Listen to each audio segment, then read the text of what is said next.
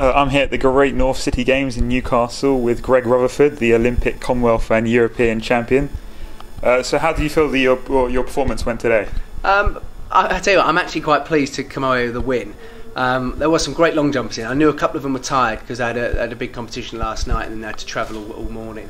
I don't think I've ever found it so hard to jump 790. I think it's proof that my body's now starting to shut down a bit and calm down, ready for my rest period. I have not a lot left in me to jump, so I'm chuffed to win. It'd have always been nice to go over 8 metres. I'd set a target of trying to jump 8 metres every competition. I nearly got it done, but still, as I say, to win is great. To beat a few of those guys is always lovely. So it's a good final competition. You must be quite happy to be able to jump 792 tired at the end of a season, and that being your worst jump of the whole year. Yeah, absolutely. I think it shows that the level of consistency that I've managed to build up now, which is great, and that's where I need to be. I need to be consistent in order to win championships. And I came into the start of the season jumping a massive jump. I then desperately tried to replicate that and couldn't quite get it. But what I did have because of that was all these consistent jumps, which then meant I could become a Commonwealth and European champion in 1 year. And that's testament to my coach, to physios, everybody who's on my team who's been sort of making sure I stay fit and healthy. I think this is a sign that my season's very much finished now, and I just need to switch off and get ready for next year. Had you thought at all about trying to get the games record that Chris Tomlinson holds of 8:18 when you came in here today? Yeah, because I used to be the one who held it with 8:17. So yes, I was very much looking to try and take that. And I think again, next year's going to be a different setup for me because the Worlds are quite late.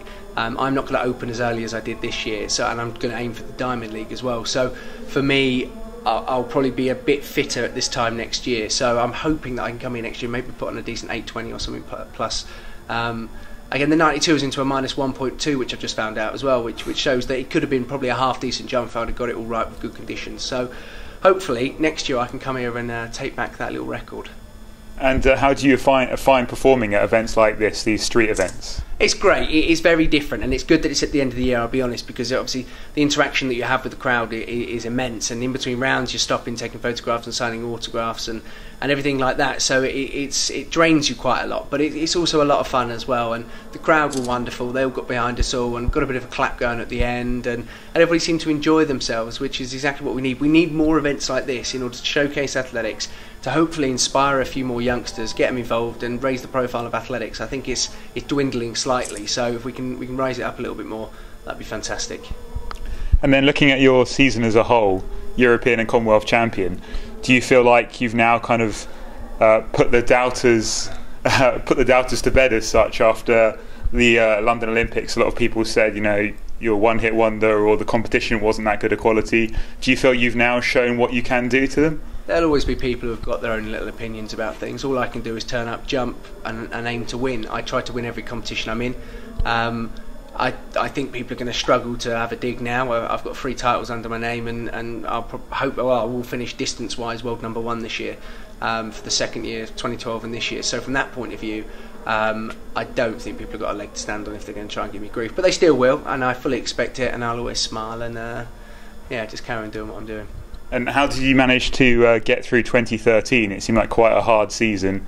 How did you manage to push through and then come back so well this year? Yeah, 2013 was a very tough season. What a lot of people seem to forget is the fact that I lost my coach, I lost my physio, I lost my funding, I lost everything. What I had in the build-up to 2012 I didn't have in 2013. So my search for that ended up me going to Australia, America multiple times to try and find a new setup. It didn't happen.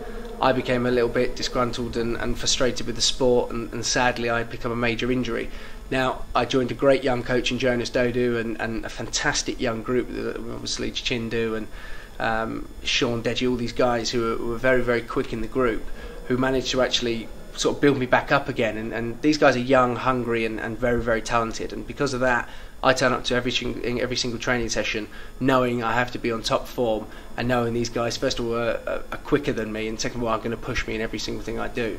So that's revitalised me, I think, and put me in a position where I know I can work well, and I've got people around me who are going to push me. And obviously you jumped your British record right at the beginning of the season. Why do you feel that you weren't able to continue performing to that kind of distance for the rest of the season? It's a funny one. I've looked back over the jump so many times, and basically I failed to replicate anything like it. It was almost, I wouldn't say perfect jump, but it was probably the best. Well, it was the best jump of my life. I hit angles perfectly, positions wonderfully in the air.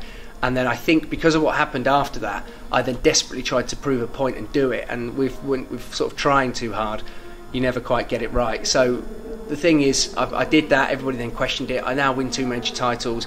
Nobody can question it anymore. So I think going into next year, I'll be a lot more relaxed, a lot more confident that I can go out there and win. And I think then we'll see the big distances coming week in. Well, not week in, week out, because believe me, it's very hard to do.